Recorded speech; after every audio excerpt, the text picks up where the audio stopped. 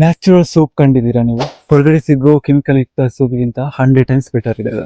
ನಾವು ಇದರಲ್ಲೇ ಜಾಸ್ತಿಯಾಗಿ ಬಟ್ಟೆ ವಾಶ್ ಮಾಡ್ತೇವೆ, ಮತ್ತೆ ಪಾತ್ರ ವಾಶ್ ಮಾಡ್ತೇವೆ. ಹಾಗೆ ಕೋಲ್ಡ್ ಕೂಡ ಪಳ ಪಳ ಪಳ ಅಂತ ಹೊಳಿತದೆ ಅಂತ ಅಲ್ಲ, ಹೊಡಿತದೆ. ನಾನು ಟ್ರೈ ಮಾಡಿದ್ದೇನೆ.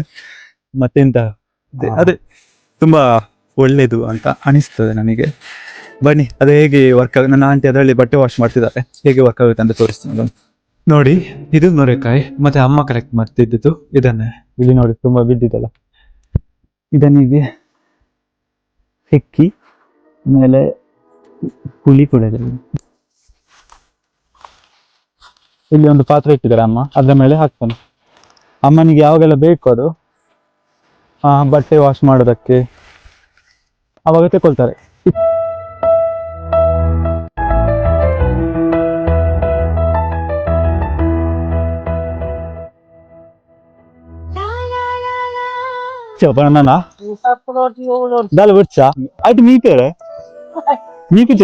ಜಸ್ಟ್ ಗೋಲ್ಡ್ ವಾಶ್ ಮಾಡ್ಬೋದು, ಬಟ್ಟೆ ವಾಶ್ ಮಾಡ್ಬೋದು, ಪಾತ್ರೆ ಕೂಡ ವಾಶ್ ಮಾಡ್ಬೋದು.